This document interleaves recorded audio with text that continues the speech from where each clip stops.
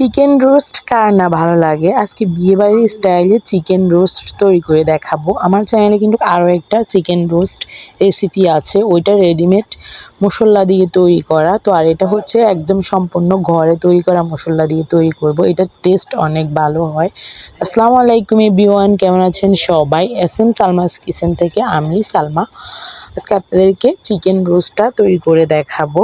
তা আমি এখানে 2টা সোনালী মুরগি নিছি। তো 2টার ওজন হবে 1 কেজি থেকে কিছুটা কম ক্লিন করার পরে। তো এখানে আমি ক্লিন করে নিছি সুন্দরভাবে। এরপর এভাবে 4টা করে 4 পিস করে এখানে 8 পিস করে নিছি টোটাল। তো এখন আমি এখানে হালকা লবণ দেব আর হচ্ছে কিছুটা পরিমাণে জর্দার রং ইউজ করব কালার আসার জন্য। তো জর্দার রংটা আপনারা চাইলে দিতেও পারেন, নাও দিতে পারেন, এটা অপশনাল। এটা একটু হালকা কালার আসার জন্য দিতেছি, কারণ কালারটা যেন ভালো হয় তাই। তো এভাবে জর্দার রংটা লবণটা দিয়ে এটাকে মেখে আমি 10 মিনিট এটাকে রেখে দিব। তো এভাবে অবশ্যই তৈরি করে দেখবেন চিকেন রোস্টটা। ঘরে তৈরি করে চিকেন রোস্টটা তৈরি করলে পুরো বিয়েবাড়ির টেস্টটা পাওয়া যায়, খেতে অনেক বেশি ভালো লাগে।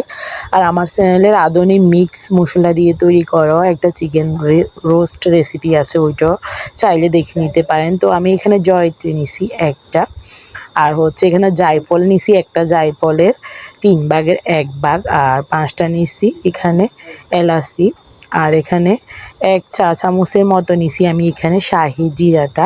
বিয়েবাড়ির রোস্টে কিন্তু কোনো ধরনের ধনিয়া গুঁড়া অথবা জিরা গুঁড়া, হলুদ গুঁড়া কিন্তু ইউজ করা হয় না।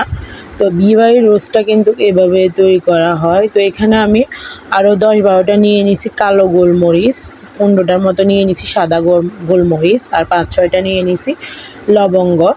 এরপর আমি এই মশলাটাকে ব্লেন্ডারের জারে দিয়ে ব্লেন্ড করে নিব। এটা দিয়ে আমি চিকেন রোস্টটা রান্না করব, আর কোনো মশলা ইউজ করব না।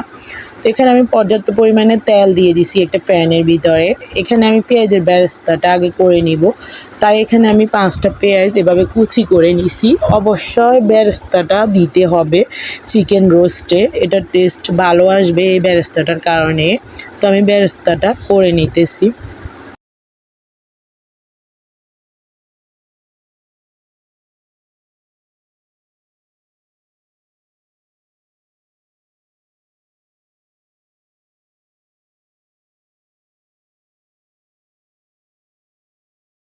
দেখেন আমার বেরেস্তাটা হয়ে গেছে। তো এরকম যখন কালার আসবে তখনই উঠিয়ে নিতে হবে। আর বেশি কালার করলে কিন্তু এটা নামানোর পরে একদম কালসা ভাব হয়ে যাবে। তো এটা আমি তেল থেকে উঠিয়ে নিতেছি। দেখেন বেরেস্তাটা একদম জর্জরা হয়েছে। তো যে তেলটার ভিতরে আমি বেরেস্তা করে নিছি ওইটার ভিতরে আমি চিকেনটা ভেজে নিব। তো চিকেনগুলো আমি দিয়ে দিতেছি। এভাবে আমি 2টা স্টেপ করে চিকেনগুলা ভেজে নিব। হালকা ভাজবো, বেশি ভাজবো না। হালকা 2-3 মিনিটের মতো ভেজে এগুলাকে আমি উঠিয়ে নেব।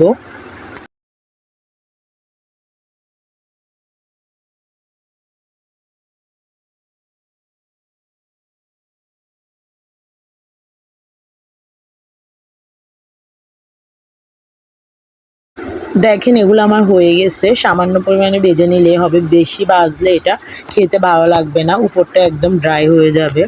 তো এখন আমি বাকিগুলো ভেজে নিব এভাবে 3 মিনিট অথবা 4 মিনিটের মতো।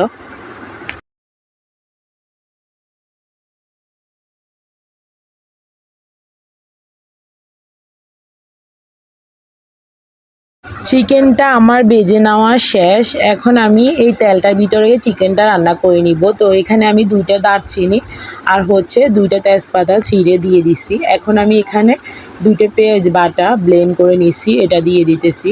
এবার ভালোভাবে নেড়ে ছেড়ে এখানে আমি আদা রসুন অ্যাড করে দিব।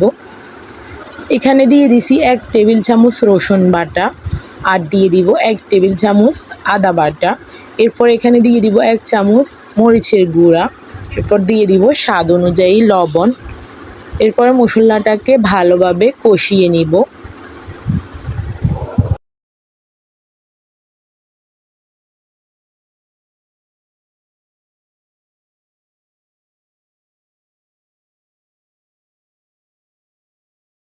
ভালোভাবে মশলাটাকে কষিয়ে নিছি। যখন দেখবেন এভাবে তেলটা উপরে ভেসে আসছে তখন চিকেনগুলো দিয়ে দিবেন। এবার আমি চিকেনটাকেও কষিয়ে নিব।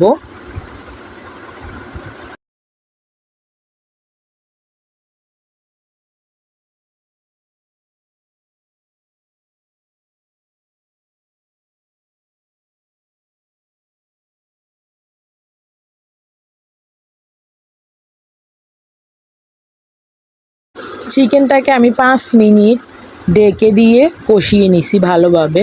এরপর এখানে আমি যে টক দইটা করে রাখছি আগে থেকে, একটু পানি দিয়ে ফেটিয়ে রাখছি, টক দইটা দিয়ে দিছি। অবশ্যই টক দইটা দিতে হবে।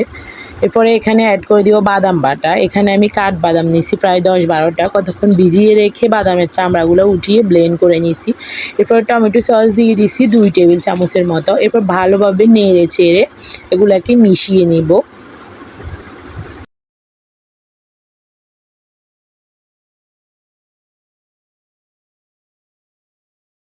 এখন আমি আগে থেকে যে মশলাটা করে নিছি এটা আমি দিয়ে দিতেছি।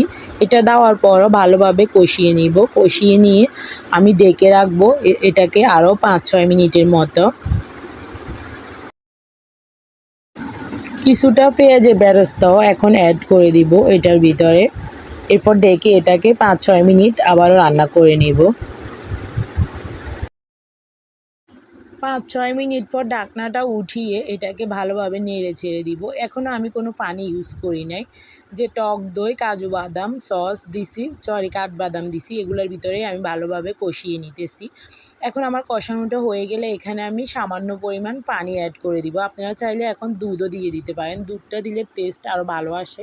তো আমার হাতের কাছে দুধ নেই, তাই এখন পানি দিতেছি। তো পানিটা দিলেও মজা হবে।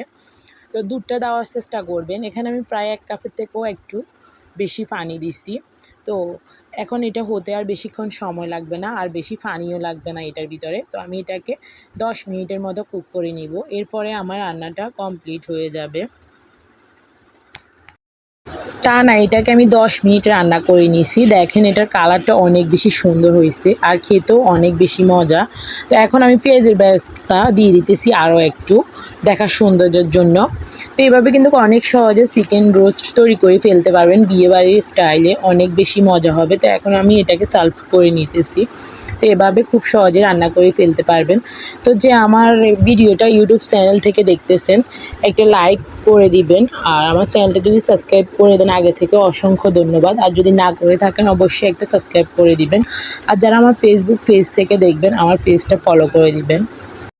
আল্লাহ হাফিজ, সবাই ভালো থাকবেন।